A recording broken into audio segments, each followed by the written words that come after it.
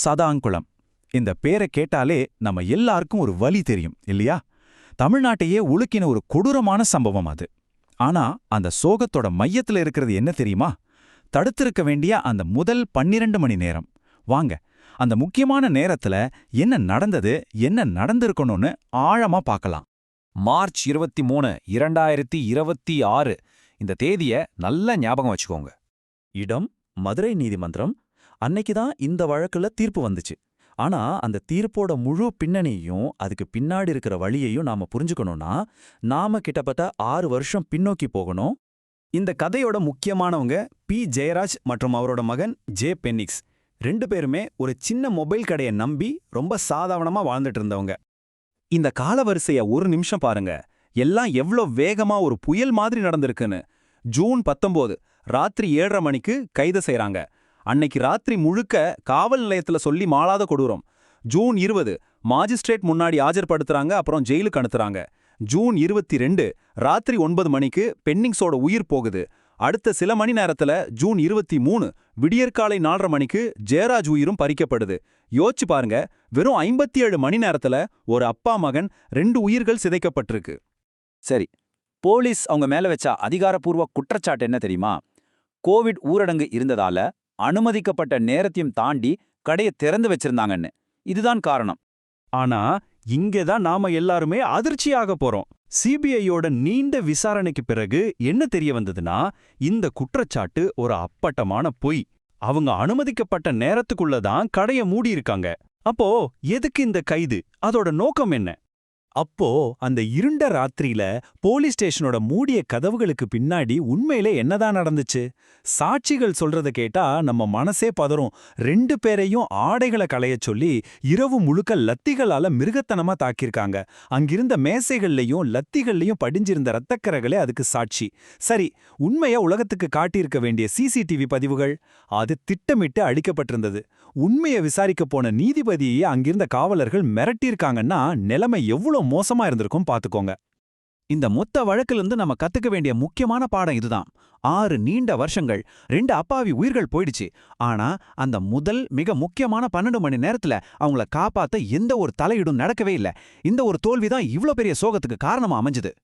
இந்த சோகத்தை தடுத்திருக்கவே முடியாதான்னு கேட்டா கண்டிப்பா முடியும். 5 முக்கியமான தருணங்கள்ல 5 பெரிய தவறுகள் நடந்திருக்கு. அந்த 5 புள்ளிகள்ல ஏதாவது ஒண்ணுல சரியான நடவடிக்கை எடுத்திருந்தா கூட இன்னைக்கு ஜெயராஜும் பென்னிக்ஸும் நம்ம கூட இருந்திருப்பாங்க. இதோ அந்த 5 அமைப்பு ரீதியான தோல்விகள். 1, எந்த ஆதாரமே இல்லாத ஒரு பொய்யான கைது. 2வது, கைது செஞ்ச விஷயத்த அவங்க குடும்பத்துக்கு முறையா சொல்லவே இல்ல. 3வது, அவங்களுக்கு சட்ட உதவி செய்ய எந்த வழக்கறிஞரும் அங்க இல்ல. 4வது, சிசிடிவி ஆதாரங்களை அழிச்சது. 5வது, அவங்க உடம்புல இருந்த காயங்களை கண்டுக்காம இயந்திரத்தனமா நீதித்துறை அவங்கள ரிமாண்ட் பண்ணது. இந்த 5 தவறுகளும் சங்கிலி தொடர் மாதிரி சேர்ந்துதான் 2 உயிர்களை பறிச்சிருக்கு. இந்த கதையில நாம ஏன் அந்த முதல் 12 மணி நேரம் அப்படிங்கறத திரும்ப திரும்ப சொல்றோம்? ஏன்னா காவல் நிலையங்கள்ல நடக்கிற பெரும்பாலான வன்முறைகள் ஒருத்தரை கைது செஞ்ச அந்த முதல் சில மணி நேரங்கள்ல தான் நடக்குது. வக்கீல்கள் உதவி, கோர்ட் தலையீடு, மீடியா வெளிச்சம், இனி எதுவுமே இல்லாத அந்த 2 நேரத்துல தான் கொடூரங்கள் அரங்கேறுது. சாதான்குளம் ஒரு தனிப்பட்ட சம்பவம்னு மட்டும் நினைச்சிடாதீங்க. 2021க்கும் 2025க்கும் நடுவுல தமிழ்நாட்டுல மட்டும் 24 காவல் மரணங்கள் பதிவாயிருக்கு. இது ஒரு தொடர் கதையாகிவிட்ட பிரச்சனையின் ஒரு சின்ன பகுதி தான். மறுபடியும் சாதனான்குளம் வழக்குக்கு வருவோம். ஜூன் 20ஆம் தேதி அவங்கள நீதிபதி முன்னாடி கொண்டு வந்து நிறுத்தினப்போ எல்லாமே கைமீறி போயிருந்தது. அவங்கள காப்பாற்றுறதுக்கான அந்த முக்கியமான நேரம், அந்த கோல்டன் ஹவர்ஸ், அதுக்கு முந்தின ராத்திரியே அந்த போலீஸ் ஸ்டேஷனுக்குள்ள முடிஞ்சு போச்சு. சரி, நடந்த பிரச்சனைகளை பத்தி பேசிட்டோம். இப்போ தீர்வை நோக்கி போகலாம். இனிமே வரப்போற பகுதிகள் வெறும் தகவல்கள் கிடையாது. அவை உங்களையும் உங்க குடும்பத்தையும் பாதுகாக்க போற ஆயுதங்கள். இந்த தொடரோட அடுத்தடுத்த பகுதிகள்ல கைது செய்யப்பட்ட முதல் 1 மணி நேரத்துல என்ன செய்யணும், நமக்கான 8 அரசியலமைப்பு உரிமைகள் என்னென்ன, உதவிக்கு யார கூப்பிடணும், இலவச சட்ட உதவி எண்கள் என்ன, ஆதாரங்களை எப்படி சேகரிக்கிறதுன்னு உயிர்காக்கும் தகவல்களை ரொம்ப விளக்கமா பார்க்க போறோம். இந்த வழிகாட்டிய முடிக்கிறதுக்கு முன்னாடி ஒரு ரொம்ப ரொம்ப முக்கியமான செயல். உங்க உயிரையோ இல்ல உங்க அன்புக்குரியவங்க உயிரையோ ஒருவேளை காப்பாற்றக்கூடிய சில நம்பர்கள். இத தயவு செஞ்சு இப்பவே உங்க போன்ல சேமிச்சுக்கோங்க. முதல் எண் இலவச சட்ட உதவிக்காக 151000. திரும்பவும் சொல்றேன், 151000. அடுத்தது தமிழ்நாடு மாநில சட்டப்பணிகள் ஆணைக்குழுவோட இலவச எண் 180042522441. மறுபடியும் சொல்றேன், 180042522441. மதுரையில் இருக்கிற பீப்புள்ஸ் வாட்ச் அப்படிங்கிற அமைப்போட அவசர உதவி எண் *91-999436850. திரும்ப சொல்றேன், *91-999436850.